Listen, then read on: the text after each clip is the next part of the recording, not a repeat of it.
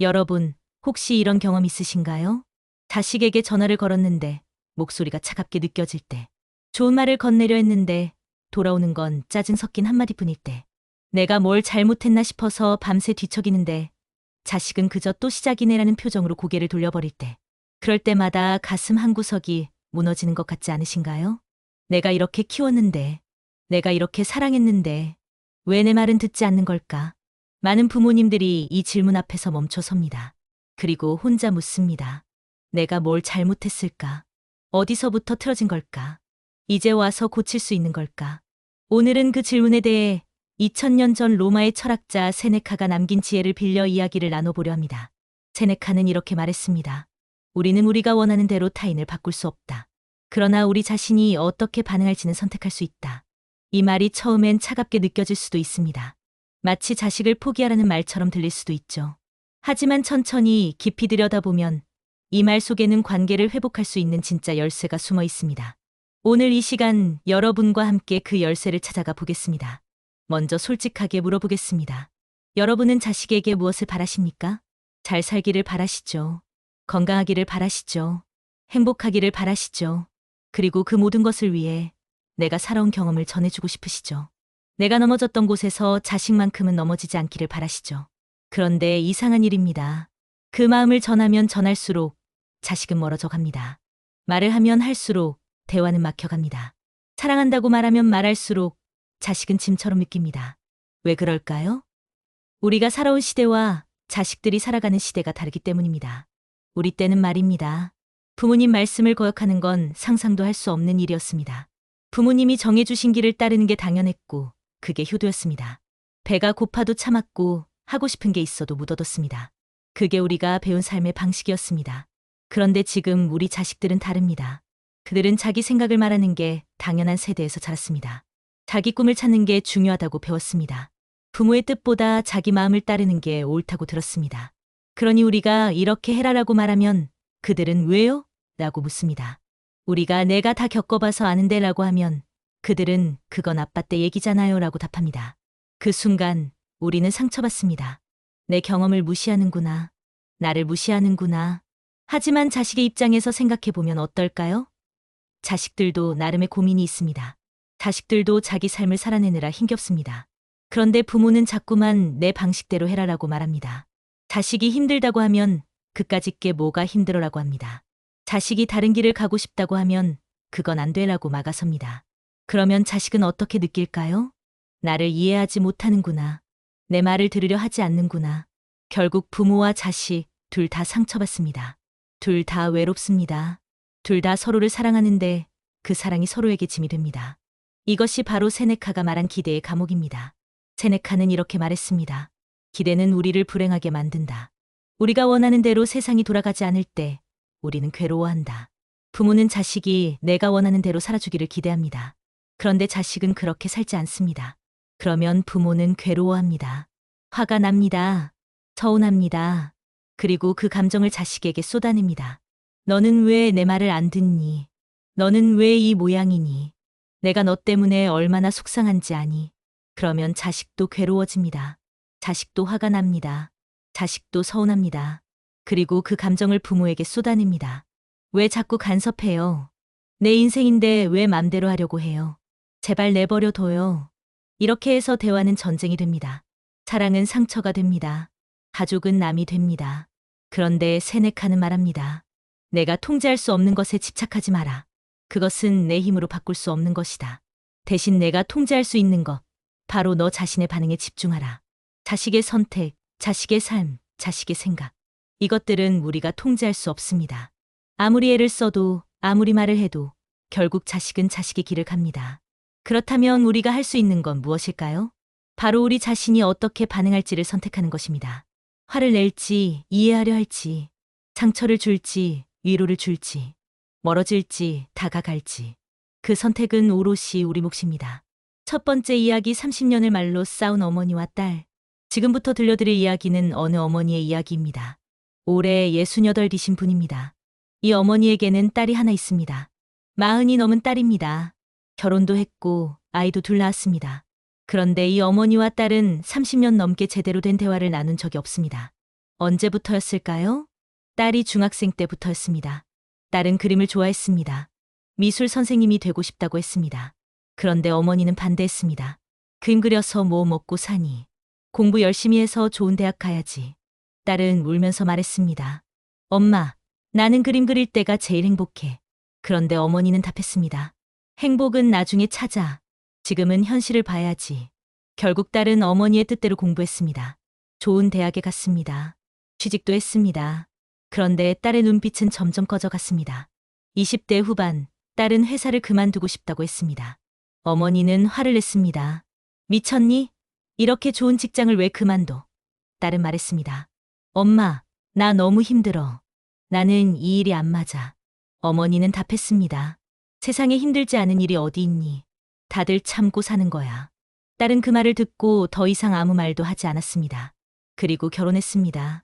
어머니가 소개해준 남자와 결혼했습니다. 딸은 내키지 않았지만 어머니를 실망시키고 싶지 않았습니다. 엄마가 좋다는데 나쁜 사람이겠어? 결혼 생활은 평탄했습니다. 남편은 착했습니다. 하지만 딸은 행복하지 않았습니다. 무언가 계속 비어있는 것 같았습니다. 그러던 어느 날 딸은 어머니에게 말했습니다. 엄마, 나 지금 행복하지 않아. 어머니는 당황했습니다. 그리고 화가 났습니다. 뭐가 불만이야? 남편 잘 만나고 애들도 건강하고 집도 있는데 얼마나 많은 사람들이 내 상황을 부러워하는 줄 알아? 딸은 조용히 말했습니다. 엄마는 내가 뭘 원하는지 한 번도 물어본 적이 없어. 그날 이후로 둘은 거의 말을 섞지 않게 됐습니다. 어머니는 억울했습니다.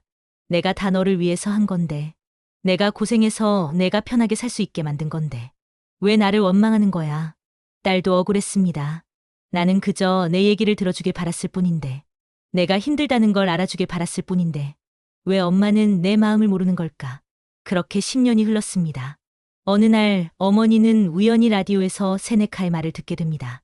우리는 사랑하는 사람을 위한다는 명목으로 그들을 우리가 원하는 틀에 가두곤 한다. 하지만 진정한 사랑은 상대를 자유롭게 하는 것이다. 그 말을 듣는 순간 어머니는 눈물이 났습니다. 내가 딸을 가뒀구나. 내가 딸의 날개를 꺾었구나. 어머니는 그제야 깨달았습니다. 자기가 딸을 사랑한다고 했던 모든 말들이 사실은 자기 불안을 딸에게 떠넘긴 것이었다는 걸. 딸이 행복하길 바란다고 했지만 사실은 자기가 안심하고 싶었던 것뿐이었다는 걸. 어머니는 딸에게 전화를 걸었습니다. 오랜만에 전화였습니다. 딸아, 엄마가 미안해. 엄마가 너무 몰랐어. 딸은 전화기 너머에서 울었습니다. 엄마도 힘들었겠지. 나도 이제 알아. 그날 30년 만에 어머니와 딸은 처음으로 서로를 이해했습니다. 두 번째 이야기, 성공을 강요받은 아들과 아버지의 거리. 이번에는 어느 아버지의 이야기입니다. 70이 넘으신 분입니다. 이 아버지에게는 아들이 하나 있습니다. 지금은 45입니다. 아들은 어릴 때부터 공부를 잘했습니다. 학교에서 늘 1등을 했습니다. 아버지는 자랑스러웠습니다. 우리 아들은 천재야. 나중에 크면 의사나 변호사 될 거야. 아버지는 아들에게 많은 기대를 걸었습니다. 그리고 많은 것을 요구했습니다. 1등 아니면 안 돼. 우리 아들은 이 정도로 만족하면 안 되지. 아들은 열심히 했습니다. 아버지를 실망시키고 싶지 않았습니다. 그런데 고등학교에 올라가면서 성적이 조금씩 떨어지기 시작했습니다. 경쟁이 치열해졌기 때문입니다. 아버지는 초조해졌습니다. 왜 떨어지는 거야? 뭘 하고 다니는 거야? 아들은 말했습니다. 아빠, 나도 열심히 하고 있어. 그런데 다들 잘해서 아버지는 화를 냈습니다. 변명하지 마. 내가 더 노력하면 되는 거야. 아들은 더 이상 아무 말도 하지 않았습니다. 결국 아들은 좋은 대학에 갔습니다. 하지만 아버지가 원했던 만큼은 아니었습니다. 아버지는 실망했습니다. 그래도 이 정도면 괜찮지 뭐. 그 말투에는 안도보다 아쉬움이 더 많이 담겨 있었습니다. 아들은 그걸 느꼈습니다. 대학을 졸업하고 아들은 회사에 다니기 시작했습니다. 평범한 회사였습니다. 아버지는 또 실망했습니다. 그래도 대기업은 가야지. 거기는 좀. 아들은 말했습니다. 아빠, 나는 여기가 좋아. 일도 재미있고. 아버지는 한숨을 쉬었습니다. 그래, 내가 좋으면 뭐 근데 좀 더 잘 될 수도 있었을 텐데. 그날 이후로 아들은 아버지와 점점 멀어졌습니다. 아버지는 이해할 수 없었습니다. 내가 뭘 잘못했나. 나는 그저 아들이 잘 되길 바랐을 뿐인데. 하지만 아들의 입장에서 생각해보면 어땠을까요? 아들은 평생을 아버지의 기대를 채우려고 살았습니다. 1등을 해도 더 잘할 수 있었다는 말을 들었습니다. 노력해도 아직 부족하다는 말을 들었습니다.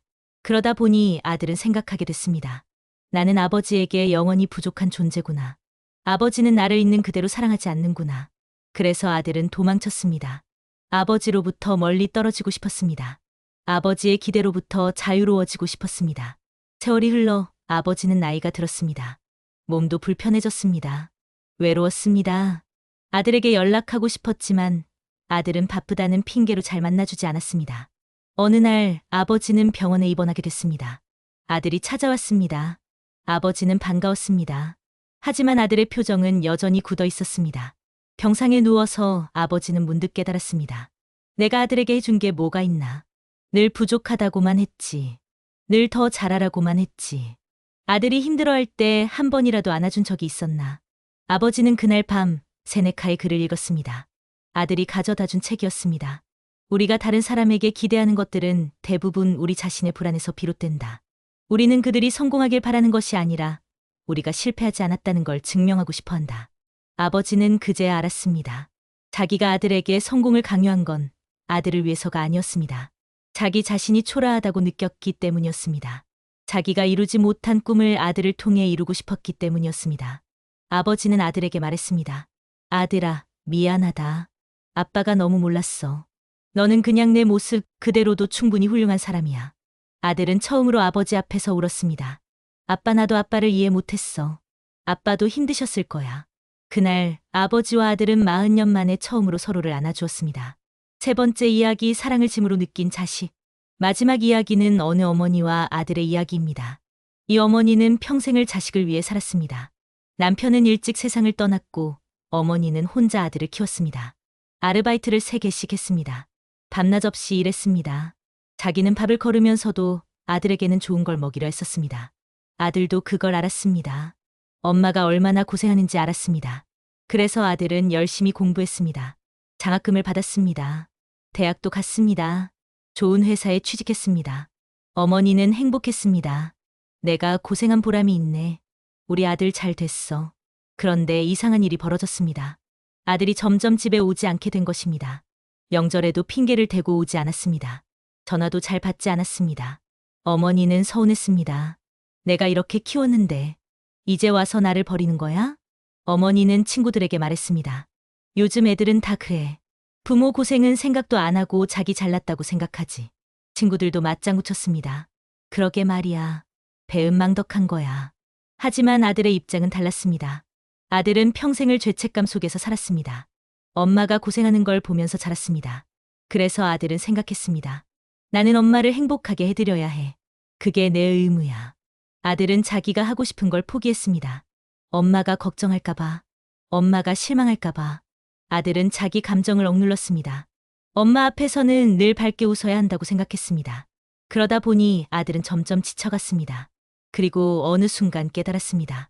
나는 내 인생을 살고 있는 게 아니라 엄마의 기대를 채우며 살고 있구나. 아들은 숨이 막혔습니다. 집에 가는 게 두려웠습니다. 엄마를 만나는 게 부담스러웠습니다. 엄마가 물어볼까봐. 요즘 어떠니? 회사는 잘 다니니? 결혼은 언제 할 거니? 아들은 그 질문들이 싫었습니다. 그 질문들 속에 담긴 보이지 않는 기대가 싫었습니다. 그래서 아들은 도망쳤습니다. 어머니는 이해할 수 없었습니다. 내가 뭘 잘못했나? 나는 그저 아들이 걱정돼서 물어본 건데. 어느 날 어머니는 상담센터를 찾았습니다. 너무 마음이 아팠기 때문입니다. 상담사는 어머니의 이야기를 듣고 조심스럽게 말했습니다. 어머님, 혹시 아드님에게 내가 너 때문에 이렇게 고생했다는 말을 하신 적 있으세요? 어머니는 고개를 끄덕였습니다. 그럼요. 사실인걸요. 상담사는 말했습니다. 그 말이 아드님에게는 어떻게 들렸을까요? 어머니는 멈칫했습니다. 상담사는 세네카의 말을 인용했습니다. 우리가 누군가를 위해 희생했다고 말하는 순간, 그것은 더 이상 사랑이 아니라 빚이 된다. 그리고 그 빚은 상대방을 짓누른다. 어머니는 충격을 받았습니다. 내가 아들에게 빚을 지운 거였나?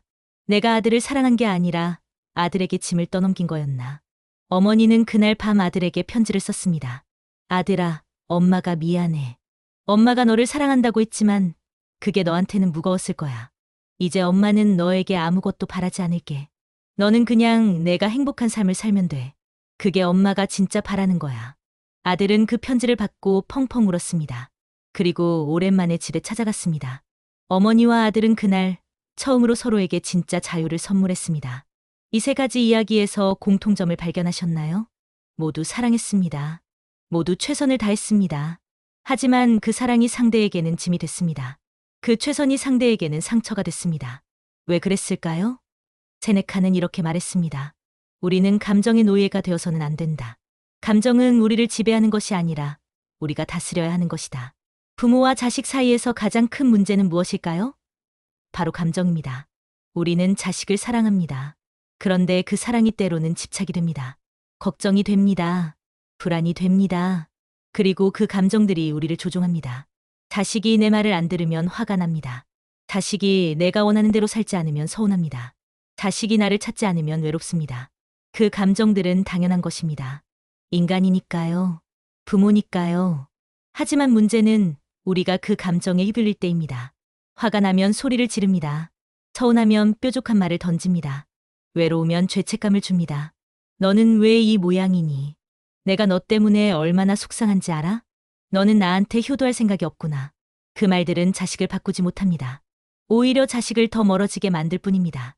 세네카는 말합니다. 내가 통제할 수 없는 것에 마음을 쓰지 마라. 그것은 너를 괴롭게 할 뿐이다. 대신 내가 통제할 수 있는 것, 바로 너 자신에게 집중하라. 자식의 선택, 자식의 삶, 자식의 마음. 이것들은 우리가 통제할 수 없습니다. 아무리 우리가 애를 써도, 아무리 우리가 말을 해도 결국 자식은 자식의 길을 갑니다. 자식은 자식의 인생을 삽니다. 그렇다면 우리가 할 수 있는 건 무엇일까요? 바로 우리 자신의 반응을 선택하는 것입니다. 자식이 내 말을 안 들을 때 화를 낼 것인가, 이해하려 할 것인가. 자식이 다른 길을 갈 때 막을 것인가, 응원할 것인가. 자식이 멀어질 때 원망할 것인가, 기다릴 것인가. 그 선택은 우리 몫입니다. 세네카는 또 말합니다. 기대는 괴로움을 만든다. 기대를 내려놓는 순간 우리는 자유로워진다. 우리는 자식에게 많은 걸 기대합니다. 좋은 대학에 가길 바랍니다. 좋은 직장에 다니길 바랍니다. 좋은 사람과 결혼하길 바랍니다. 행복하게 살길 바랍니다. 그리고 무엇보다 우리를 잊지 않길 바랍니다. 그런데 그 기대들이 충족되지 않으면 어떻게 되나요? 우리는 괴로워합니다. 화가 납니다. 서운합니다. 그리고 그 감정을 자식에게 쏟아냅니다. 하지만 세네카는 말합니다. 기대를 내려놓으라. 그것이 진정한 사랑이다. 자식이 어떤 삶을 살든 어떤 선택을 하든 그것은 자식의 몫입니다. 우리가 할 수 있는 건 그저 곁에 있어주는 것뿐입니다. 자식이 넘어지면 일으켜 세워주고 자식이 힘들어하면 안아주고 자식이 기쁠 때 함께 기뻐해주는 것. 그것이 부모가 할 수 있는 전부입니다. 세네카는 또 이렇게 말합니다. 사람은 누구나 자기 삶의 무게를 지고 산다. 그것은 누구도 대신 짊어질 수 없는 것이다. 우리는 자식의 인생을 대신 살아줄 수 없습니다. 자식의 고통을 대신 겪어줄 수 없습니다. 자식의 선택을 대신 해줄 수 없습니다. 그것은 자식이 감당해야 할 몫입니다. 우리가 할 수 있는 건 자식이 그 무게를 견딜 수 있도록 힘을 주는 것입니다. 믿어주는 것입니다. 기다려주는 것입니다. 그것이 진정한 사랑입니다. 실천할 수 있는 것들. 그렇다면 구체적으로 우리는 무엇을 할 수 있을까요? 첫째, 감정을 알아차리는 것입니다. 자식과 대화할 때 내 안에서 어떤 감정이 올라오는지 관찰해 보세요. 화가 나나요? 서운한가요? 불안한가요? 그 감정을 인정하세요. 아, 내가 지금 화가 나는구나. 내가 지금 불안한가 보구나. 감정을 인정하는 것만으로도 감정에 휘둘리는 걸 막을 수 있습니다. 둘째, 한 박자 쉬는 것입니다. 자식이 내 마음에 들지 않는 말을 했을 때 바로 반응하지 마세요. 한 박자 쉬세요. 숨을 깊게 들이쉬고 내쉬세요. 그리고 물어보세요. 내가 지금 이 말을 하면 관계가 나아질까, 나빠질까? 그 한 박자가 관계를 살립니다. 셋째, 자식의 입장에서 생각해 보는 것입니다. 자식이 왜 그런 선택을 했을까요? 자식이 왜 그런 말을 했을까요? 자식의 입장에서 생각해 보세요. 자식도 나름의 고민이 있을 것입니다. 자식도 나름의 이유가 있을 것입니다. 이해하려고 노력하는 것만으로도 관계는 달라집니다. 넷째, 내 욕구와 자식의 욕구를 구분하는 것입니다. 내가 자식에게 바라는 것이 정말 자식을 위한 것인가요? 아니면 나의 불안을 해소하기 위한 것인가요? 솔직하게 들여다보세요. 그리고 나의 욕구는 나 스스로 해결하세요. 자식에게 떠넘기지 마세요. 다섯째, 있는 그대로를 사랑하는 것입니다. 자식이 성공했을 때만 사랑하는 게 아니라 자식이 실패했을 때도 사랑하는 것. 자식이 내 말을 들을 때만 사랑하는 게 아니라 자식이 내 말을 안 들을 때도 사랑하는 것. 그것이 진짜 사랑입니다. 세네카는 말했습니다. 사랑은 조건이 없을 때 비로소 완전해진다. 여러분, 지금까지 긴 이야기를 함께 나눴습니다. 혹시 이 이야기를 들으면서 마음 한구석이 아팠나요? 혹시 내 이야기 같다는 생각이 드셨나요? 혹시 후회가 밀려왔나요? 괜찮습니다. 지금 깨닫는 것만으로도 충분합니다. 세네카는 이렇게 말했습니다. 지혜로운 사람은 과거를 후회하지 않는다. 대신 현재를 바꾼다. 우리는 과거로 돌아갈 수 없습니다. 이미 지나간 시간들, 이미 했던 말들, 이미 준 상처들을 되돌릴 수 없습니다. 하지만 우리에게는 지금이 있습니다. 그리고 앞으로의 시간이 있습니다. 지금부터라도 다르게 할 수 있습니다. 자식에게 전화를 걸 때 조금 다른 말을 건넬 수 있습니다. 너 요즘 어떠니? 가 아니라 엄마가 보고 싶었어. 겨우는 언제 할 거니? 가 아니라 내가 행복하면 그걸로 충분해. 너는 왜 내 말을 안 들어? 가 아니라 내 생각은 어때? 작은 변화입니다. 하지만 그 작은 변화가 관계를 바꿉니다. 그리고 무엇보다 중요한 건 우리 자신을 용서하는 것입니다. 우리는 완벽한 부모가 아니었습니다. 많은 실수를 했습니다. 많은 상처를 줬습니다. 그것은 사실입니다. 하지만 그것이 우리의 전부는 아닙니다. 우리는 최선을 다했습니다. 우리가 아는 방식으로 우리가 할 수 있는 만큼 자식을 사랑했습니다. 그것도 또한 사실입니다. 세네카는 말합니다. 우리는 모두 불완전한 존재다. 하지만 불완전함을 인정하는 순간 우리는 성장할 수 있다. 이제 자신을 용서하세요. 나는 완벽하지 않았어. 실수도 많이 했어. 하지만 나는 최선을 다했어. 그리고 지금부터라도 다르게 할 수 있어. 그렇게 생각하면서 자신을 안아주세요. 그리고 용기를 내서 자식에게 다가가 보세요. 미안해. 엄마가 아빠가 몰랐어. 그 한마디가 모든 걸 바꿀 수 있습니다. 혹시 자식이 바로 마음을 열지 않더라도 괜찮습니다. 오랜 시간 쌓인 상처는 하루아침에 낫지 않습니다. 하지만 포기하지 마세요. 꾸준히 다가가세요. 꾸준히 사랑을 표현하세요. 조건 없이, 기대 없이, 그저 있는 그대로. 언젠가는 자식도 알게 될 것입니다. 부모도 불완전한 인간이었다는 것을. 부모도 나름대로 최선을 다했다는 것을. 그리고 그때 진짜 화해가 시작됩니다. 세네카는 말합니다. 관계는 완벽할 필요가 없다. 다만 진실해야 한다. 완벽한 부모가 되려고 하지 마세요. 그저 진실한 부모가 되세요. 실수도 인정하고 상처도 인정하고 그러면서도 여전히 사랑한다고 말하는 부모가 되세요. 그것이면 충분합니다. 여러분, 우리에게 남은 시간이 얼마나 될까요? 10년일 수도 있고 20년일 수도 있습니다. 아무도 모릅니다. 하지만 확실한 건 그 시간이 무한하지 않다는 것입니다. 자식과 함께할 수 있는 시간도 무한하지 않습니다. 언젠가는 우리가 먼저 이 세상을 떠날 것입니다. 그리고 그때 자식은 생각할 것입니다. 부모님과 더 많은 시간을 보낼 걸, 더 많은 이야기를 나눌 걸, 더 많이 사랑한다고 말할 걸. 우리도 마찬가지입니다. 지금 자식과의 관계가 불편하더라도, 지금 자식이 멀리 있더라도 언젠가는 후회할 것입니다. 그때 좀 더 이해할 걸, 그때 좀 더 부드럽게 대할 걸, 그때 좀 더 기다려줄 걸. 그렇다면 지금 하세요. 지금 이해하세요. 지금 부드럽게 대하세요. 지금 기다려주세요. 아직 늦지 않았습니다. 세네카는 이렇게 말했습니다. 인생은 짧다. 하지만 우리가 제대로 산다면 그것으로 충분하다. 우리에게 남은 시간을 자식과의 전쟁으로 보낼 건가요? 아니면 자식과의 화해로 보낼 건가요? 우리에게 남은 시간을 원망으로 채울 건가요? 아니면 사랑으로 채울 건가요? 선택은 우리 몫입니다. 그리고 그 선택을 하는데 가장 좋은 시간은 바로 지금입니다. 오늘 자식에게 전화를 거세요. 오늘 자식에게 메시지를 보내세요. 보고 싶다. 사랑한다. 그리고 미안하다. 그 한마디가 새로운 시작이 될 것입니다. 여러분, 우리는 완벽하지 않습니다. 우리는 실수도 많이 했고 상처도 많이 줬습니다. 하지만 그럼에도 불구하고 우리는 사랑했습니다. 그리고 그 사랑은 결코 헛되지 않을 것입니다. 세네카는 이렇게 말했습니다. 진실한 사랑은 시간이 지나도 사라지지 않는다. 오히려 시간이 지날수록 더 깊어진다. 우리가 자식에게 준 사랑, 우리가 자식을 위해 흘린 땀과 눈물, 그 모든 것들은 언젠가 자식이 이해하게 될 것입니다. 그러니 포기하지 마세요. 희망을 잃지 마세요. 그리고 무엇보다 자신을 사랑하세요. 여러분은 충분히 잘했습니다. 여러분은 충분히 훌륭한 부모입니다. 이제 조금 쉬어도 괜찮습니다. 이제 조금 내려놓아도 괜찮습니다. 자식은 자식의 길을 갈 것입니다. 우리는 우리의 길을 가면 됩니다.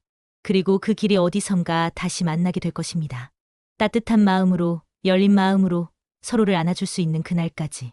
오늘 이 시간 여러분과 함께 나눈 이야기가 조금이나마 위로가 되었기를 바랍니다. 여러분의 삶에 그리고 여러분과 자식의 관계에 평화가 깃들기를 바랍니다. 세네카의 말로 마무리하겠습니다. 인생에서 가장 중요한 것은 얼마나 오래 사느냐가 아니라 얼마나 잘 사느냐이다. 그리고 잘 산다는 것은 사랑하는 사람들과 평화롭게 지내는 것이다. 여러분, 오늘부터 잘 사세요. 사랑하는 자식과 평화롭게 지내세요. 그것이 우리가 할 수 있는 가장 지혜로운 선택입니다. 감사합니다.